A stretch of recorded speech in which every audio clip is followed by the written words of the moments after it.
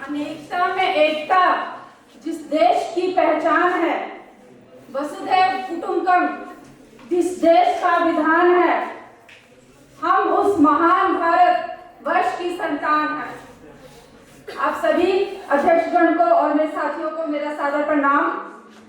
मेरा जो आज का विषय है वो वसुधैव कुटुंबकम है।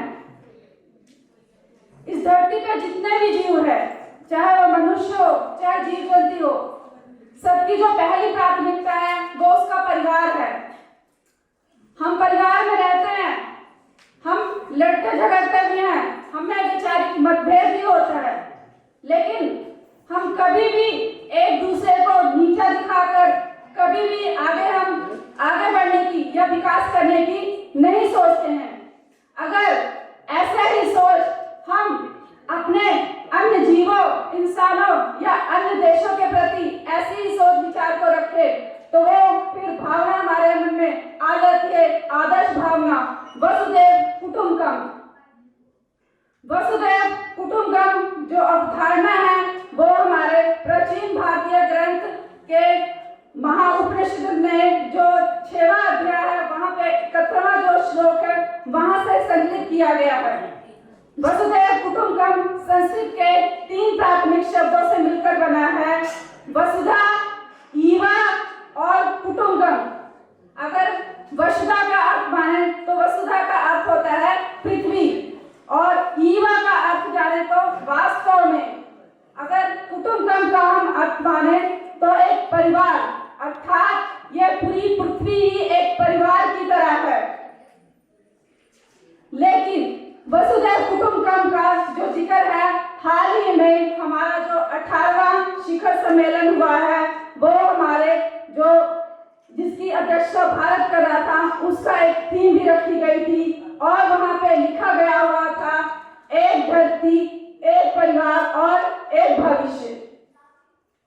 वहां पर जो हमारे प्रधानमंत्री ने इसकी अध्यक्षता की, इस अध्यक्षता में एक जो G20 था वहां पे ये था कि जो दुनिया के बड़े बड़े देश हैं वो हमारी वैश्विक जितने भी मुसीबतें हैं या उसकी जो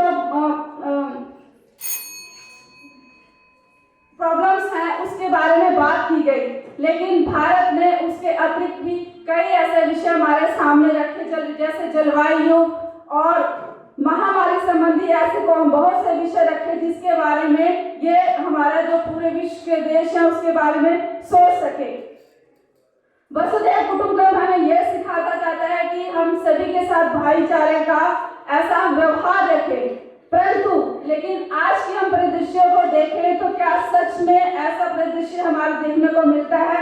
आज सरहदों पर भाईचारा का पहरा नहीं, सेनाओं का पहरा लगा लेता है। परंतु अगर हम इस अवधारणा को, जो कि भारत द्वारा यह अवधारणा अग्रिम रूप से शुरू की गई है, अगर इस अवधारणा को अन्य देशों द्वारा भी निभाया जाए तो शायद हर इंसान, हर देश के इंसान का यही सपना होगा कि सरहदों पर सेना का सपना ना होकर भाईचारा का पहरा हो। अंत में मैं यही कहूंगी कि जीवन में मन में शांति, जीवन में आदर्श, वसुधैव कुटुंबकम हो सभी का आदर्श। धन्यवाद।